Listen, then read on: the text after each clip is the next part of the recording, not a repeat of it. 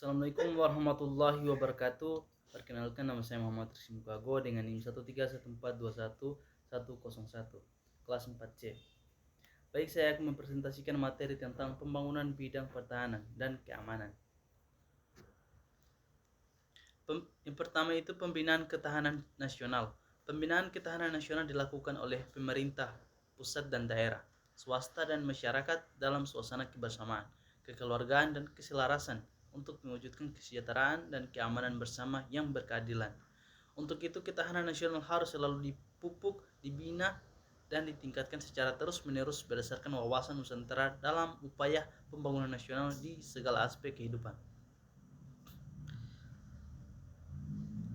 Adapun faktor geografis adalah jenis faktor adalah alam yang merupakan pertalian langsung atau tidak langsung dengan kehidupan manusia, dalam arti memberikan fasilitas-fasilitas untuk menghuni di permukaan bumi sebagai wilayah.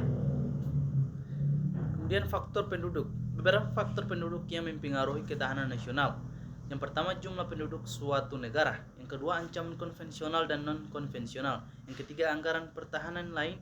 Yang keempat, kemampuan keuangan pemerintah. Yang kelima, harga alutsista. Yang keenam, jumlah personil sistem pertahanan. Selanjutnya, faktor kekayaan. Kekayaan alam suatu negara adalah segala sumber dan potensi alam yang didapatkan di bumi, di laut, di udara yang berada di wilayah suatu negara, dan dapat dirinci sebagai berikut. Yang pertama, kekayaan alam digolongkan dalam flora, fauna, dan tambang. Yang kedua, sifat kekayaan alam dapat diperbaharui dan tidak dapat diperbaharui. Yang ketiga, keberadaan kekayaan alam di atmosfer, di permukaan bumi, di dalam bumi. Dengan demikian dapat disimpulkan bahwa faktor kekayaan alam apabila dikelola dengan baik dapat meningkatkan ketahanan nasional. Namun jika tidak mengelolanya akan mengganggu ketahanan nasional. Faktor ideologi. Faktor yang mempengaruhi ketahanan ideologi adalah nilai dan sistem nilai. Ideologi yang baik harus mampu menampung aspirasi masyarakat, baik secara individu dan makhluk sosial. Agar dapat mencapai ketahanan nasional di bidang ideologi, diperlakukan penghayatan dan pengalaman ideologi secara sungguh-sungguh.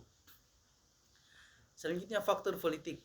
Terhadap ketahanan nasional di bidang politik, kestabilan politik dalam negeri umumnya ditentukan oleh faktor kokohnya sistem perpolitikan yang mendasari kegiatan politik suatu bangsa. Sistem politik yang kokoh akan terwujud ketika setiap orang yang berada dalam sistem dan subsistem politik tersebut berada dalam kondisi normal dan tidak lapar, terpenuhi segala kebutuhan hidupnya terutama pangan.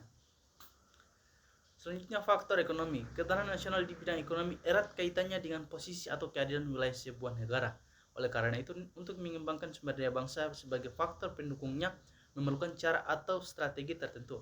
Menurut Sulisworo 2012, sehingga pandangan bangsa Indonesia terhadap kondisi wilayah atau geostrategi adalah dengan memanfaatkan semaksimal mungkin agar kebijakan untuk melakukan pembangunan. Selanjutnya, faktor sosial budaya. Ketahanan budaya dimaksudkan sebagai upaya penyesuaian diri terhadap situasi-situasi luaran tanpa banyak merusak kebudayaan yang telah menjadi tatanan kehidupannya. Faktor yang mempengaruhi ketahanan di bidang sosial adalah kesadaran diri rakyat atas persatuan dan kesatuan bangsa, banyaknya penduduk di suatu negara, tingkat pendidikan dari masyarakat. Selanjutnya, faktor militer. Yang pertama, pertahanan teritorial. Yang kedua, kemampuan perang. Yang ketiga, pembangunan kekuatan militer. Yang keempat, kerjasama militer, pemerintah dan lembaga.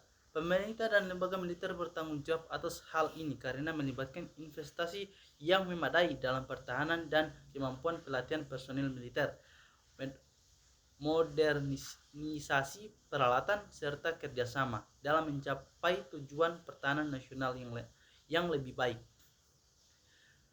Sekian presentasi dari saya, lebih dan kurangnya saya mohon maaf. Wabillahi taufik wal hidayah. Wassalamualaikum warahmatullahi wabarakatuh.